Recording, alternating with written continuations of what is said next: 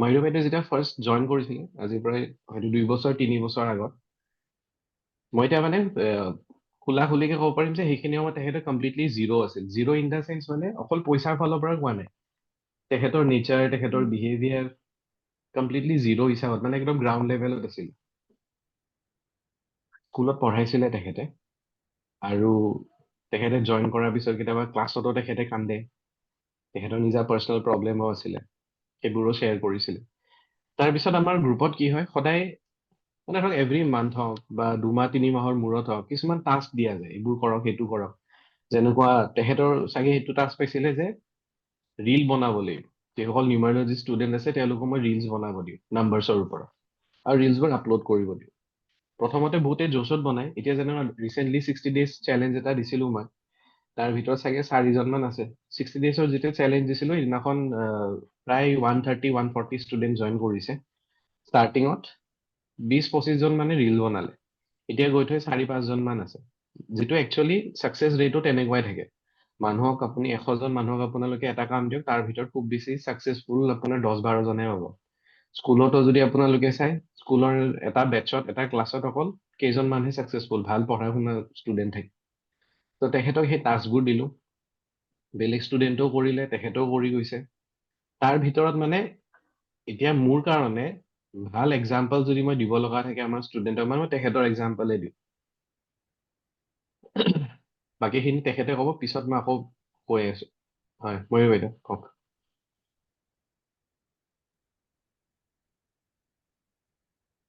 প্ৰথমতেতো মই আপোনাৰ লগত যেনেকে কানেক্ট হলো বহুত বহুত ধন্যবাদ কাৰণ লাইফত এনেকুৱাভাৱে মানে জড়িত হৈ গলো ছাৰ আপুনি যি চেলেঞ্জে দিলে মই প্ৰতিটো মানে চেলেঞ্জে মই কৰিব ট্ৰাই কৰিলো আৰু ছাৰ সঁচাকে ছাৰ এনেকুৱা হৈছে মানে মই কান্দিম নে হাঁহিম নে কি কৰিম মই নিজে নাজানো ছাৰ কাৰণ যিটো আপুনি মোক গাইডেন্স দি থাকিলে মই প্ৰতিটো কামে কৰি কৰি গৈ থাকিলো আৰু ছাৰ সঁচাকে লাইফত এনেকা যে মিউজিক বা মেৰাকেল হ'ব মই কেতিয়াও ভবাই নাছিলো ছাৰ মানে আৰু মানে কি ক'ম ছাৰ আজিও মানে মই ইমচনেলি হৈ মানে যাব নিচিনা হৈছে কাৰণ যিটো মই আপোনাৰ ৰিচেণ্টলি মই যোৱা ছেটাৰডে চানডে লামাফেৰা ক্লাছটো কৰিলো আৰু লামাফেৰা ক্লাছটো কৰাৰ পিছত এনেকুৱা হৈছিলে আপুনি নিজে কৈছে আপোনাৰ চাগে এতিয়া ক'ৰবাত কিবা ব্লক হৈ আছে আৰু হয় ছাৰ মানে মই খালি হিলিং বেলেগকে দি থাকো ছাৰ বেলেগকে দি থাকো লগতে এতিয়া এনেকে গম পালো যে বেলেগক হিলিং দিয়াৰ পিছতো নিজৰ লাইফত ক'ৰবাত নহয় ক'ৰবাত কিবা এটা থাকি যায় আৰু যিটো মই লামাফেৰা হিলিঙৰ পৰা মই এতিয়া নিজে ফাৰ্ষ্ট মানে কাম কৰিছো আগৰ দিন মই হিলিং কৰিছো আকৌ নেক্সট ডে মই কেনেবাকে সন্ধিয়া যোগাযোগ হৈছিলে আৰু পডকাষ্টত মই জইন কৰিলো নেক্সট ডে যিটো আমাৰ নমামি বুলি কৈ আছিলে তাতে আমাৰ জোনালী বাইদেউ জইন কৰিছিলে আৰু কিছুমানে হয়তো ভাবিব জোনালীৰ লগত মই বহুত ক্লজ জোনালী বাইদেউৰ জৰিয়তে মই গলো কিন্তু সেইটো একেবাৰে নহয় তাইও গৈছিলে ময়ো গলো কেনেকে গলো নাজানো আমাৰ হয়তো এটা বেলেগ কানেক্ট হৈ আছিলে তাৰপিছত তেনেকে গলো লাইভ এনেকে মই নাজানো মই কি কম মই নাজানো মানে মোৰ কোনো প্ৰিপাৰেচন নাই আৰু মই এনেকুৱা এজন মানুহ মানে কোনো মই ভাষা মই ভালকে শুৱলাকে ক'ব নোৱাৰো মানে যে সজাই পৰাই বনাই কম সেইটো মোৰ নেচাৰ নহয় মানে যেনেকে পাইছো মানে খাং খাচ কথাক মই কৈ দি ভাল পাওঁ আৰু ৰাজবংশী হয় কাৰণে এনেকুৱা মই ফুলা মাত নহয় ধাম ধুম সদায় এইটো ৱাৰ্ডে মোক হাঁহি থাকে মানুহে ধাম ধুম কি কৈ থাকা এনেকুৱা আৰু সেই পডকাষ্টতো মই তেনেকে কথাখিনি কৈ গলো সঁচাকে ছাৰ এনেকুৱা হৈছে ভিডিঅ'টো ইমানেই মানুহৰ মাজত গৈছে ছাৰ মানে এনেকা হৈছে প্ৰত্যেকজন মানুহে 2-3বাৰকে চাইছে ছাৰ আৰু মানে যোৱাকালিৰ পৰা আজিলৈকে ফোন ৰিচিভ কৰি মানে মই এনেকা হৈছো মানে মূৰত তেল দিব লগা হৈছে মানে কেনেকে এতিয়া মই হেণ্ডেল কৰো আপোনাকো কলো ছাৰ ফোন কৰিলো ছাৰ আপুনি লিখি মই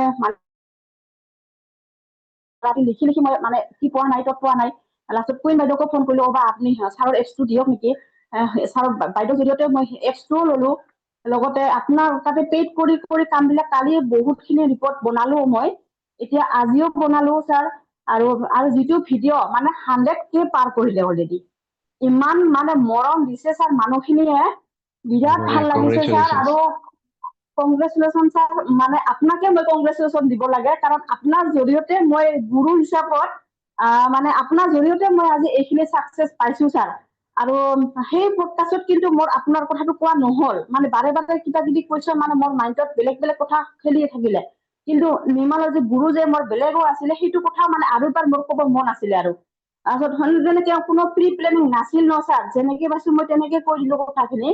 তাৰপিছত এতিয়া এনেকা মৰম দি আছে মানুহখিনিয়ে।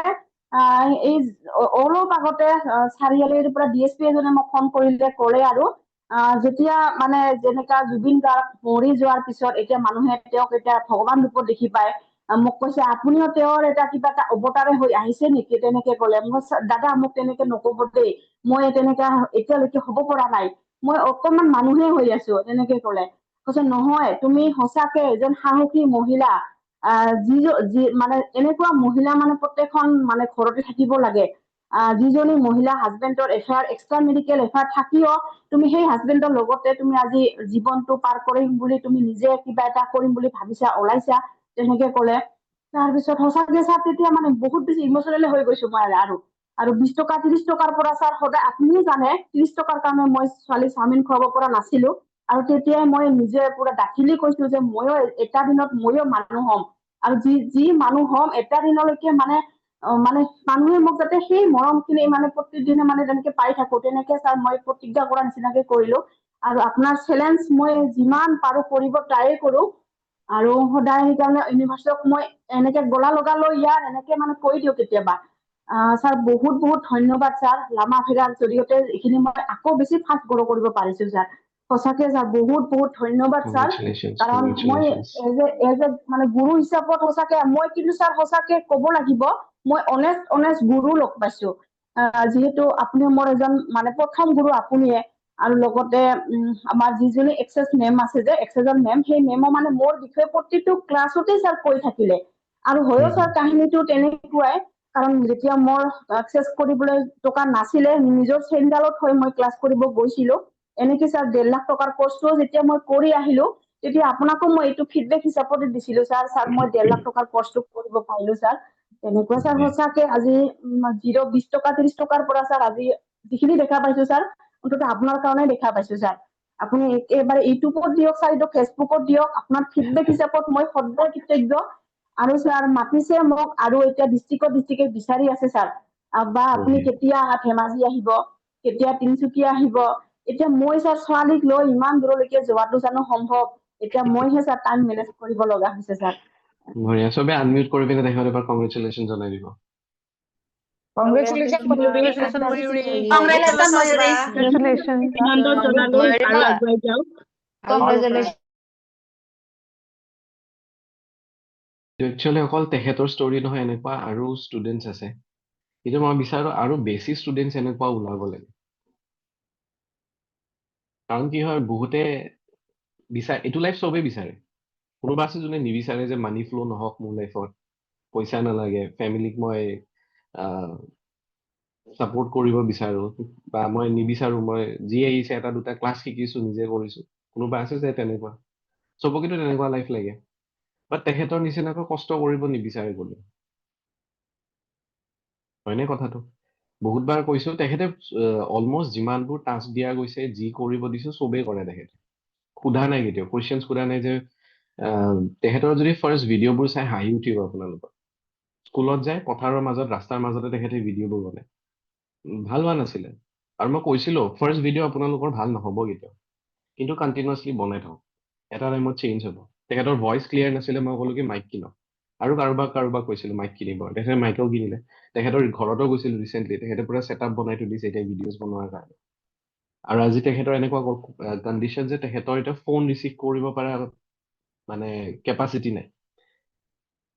তো মই কৈছো এতিয়া মানুহ ৰাখক, আপুনি মানুহ ৰাখিবই লাগিব ফোন ৰিচিভ কৰাকে।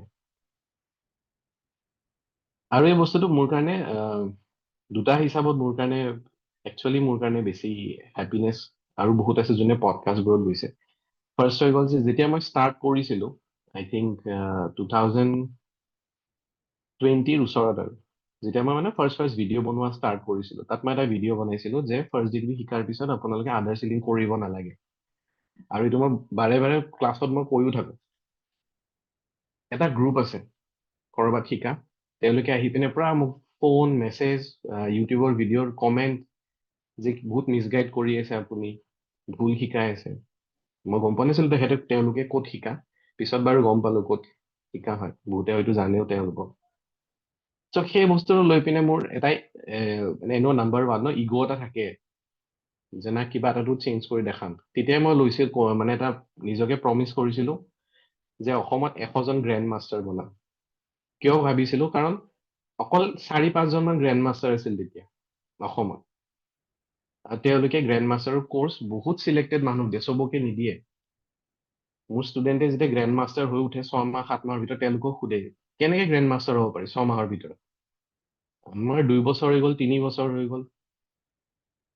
তো ইয়াৰে আনচাৰ এইবোৰ এনেকুৱা। মোৰ আনচাৰ ষ্টুডেণ্টছে দিব, মই এতিয়া নিদিওঁ। ৰাইট। মোক ফোন কৰি পিনে এজন ষ্টুডেণ্টে কৈছিলে যে মানে প্ৰথমতে তেখেতে মিছা কথা কৈ পিনে আহিলে, তেখেতে ৰেকি শিকিব বিচাৰে আৰু মোৰ গোটেই ভইচ ৰেকৰ্ডো কৰিলে যে মোৰ কি কয়, মোক মানে সুধিলে মই হিলিং শিকিব বিচাৰো, ঠিক আছে শিকিব পাৰে। তাৰপিছত কৈছে কি যে ঘৰৰ মানুহ হিলিং দিব পাৰিম নে। সেই ভিডিঅ'টোৰ ৰিলিজ হোৱাৰ পিছতে মই গম পাইছো তেখেতে টেষ্ট কৰিবই আহিছে। মই ক'লো কি নাই, নোৱাৰে। তাৰপিছত শিকাৰ কি লাভ হ'ল যদি মই ঘৰৰ মানুহ যদি হিলিঙে দিব নোৱাৰো। মই কৈছো পিছত দিয়ক, এনেকুৱাতো নহয় যে আপুনি আজি শিকি কালি হিলিং দিব। নাই। তো গোটেই ভইচ ৰেকৰ্ডিং কৰি পিনে নিজৰ গ্ৰুপত শ্বেয়াৰ কৰি দিলে। সেই ভইচ ৰেকৰ্ডিংটো শুনাৰ পিছত তেওঁলোকৰ বহুত ষ্টুডেণ্ট মোৰ ওচৰত গুচি আহিছে। তো কেতিয়াবা লাইফত কিছুমান যি বস্তু হয় ন, ভালৰ কাৰণে হয়।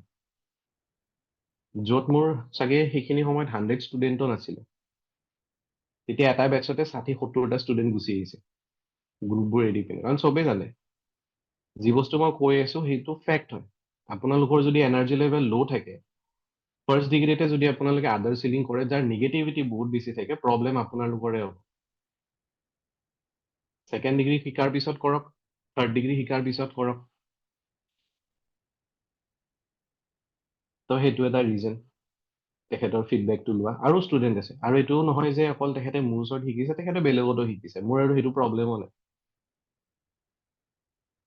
ছেকেণ্ডলি আৰু কোনোবা ষ্টুডেণ্ট আছিলে আমাৰ ইয়াতে আছিল, তেখেতে পিছত বেলেগৰ তাত শিকিব গৈছে। কিয় কাৰণে, যাৰ ওচৰত শিকিছে তেখেতে বোলে পডকাষ্টত আহে, মই পডকাষ্টত যোৱা নাই। আজিকালিতো মেণ্টেলিটি হৈ গৈছে পডকাষ্টত যোৱা মানে একচুৱেলি ফেমাছ বোলে। ঠিক আছে, মইতো পডকাষ্ট যাব মোৰ এনেও ইচ্ছা নাই। আহিছে ফোন কল, বাট মোৰ কৰিব ইচ্ছা নাই। তাৰ পিছত দেখিছো জোনালী বাইদেউ কৰিছে, ময়ূৰী বাইদেউ কৰিছে, কৃতিকা গৈছে, আৰু কোনোবা কোনোবা আছে। চালো মই কৰা নাই, এটলিষ্ট ষ্টুডেণ্টছে কৰি আছে। নিউজ চেনেলত যোৱা ষ্টুডেণ্টো আছে আমাৰ। বাট চব বস্তু চবৰে ভাল নালাগে ন, মোৰ ভাল নালাগে পডকাষ্টত গৈ কিবা কোৱা, হেৰি কোৱা। কিয় বা মই ইমান বেছি সেইটো বস্তু মই ঠিক নাপাওঁ। তো ময়ূৰী বাইদেউৰ যেনেকুৱা ফিডবেক, আই হোপ ৰিচেণ্ট টাইমত আপোনালোকৰ ফালৰ পৰাও আহে। আপোনালোকেও যাতে মানে কাম কৰি গৈ থাকে, এৰি নিদিয়ে। বহুতেই এৰি দিয়ে, টাইম নিমিলে। টাইম কাৰো নিমিলে, চবেই বিজি থাকে। তাৰ মাজতে ওলাব লাগিব, আৰু সেই স্মাৰ্টনেছটোৱে লাগিব, কেনেকৈ আপুনি মিলাব পাৰে। সেইবোৰ বস্তুটো মই কৈ দিব নোৱাৰো। আপোনাৰ টাইম চিডিউল আপুনি বেছি ভালকে জানে মোতকৈ। ঠিক আছে। আৰু কোনোবা এইটোও কৈছিলে, কোনে মোক সেইটো কৈছিলে মই বাৰু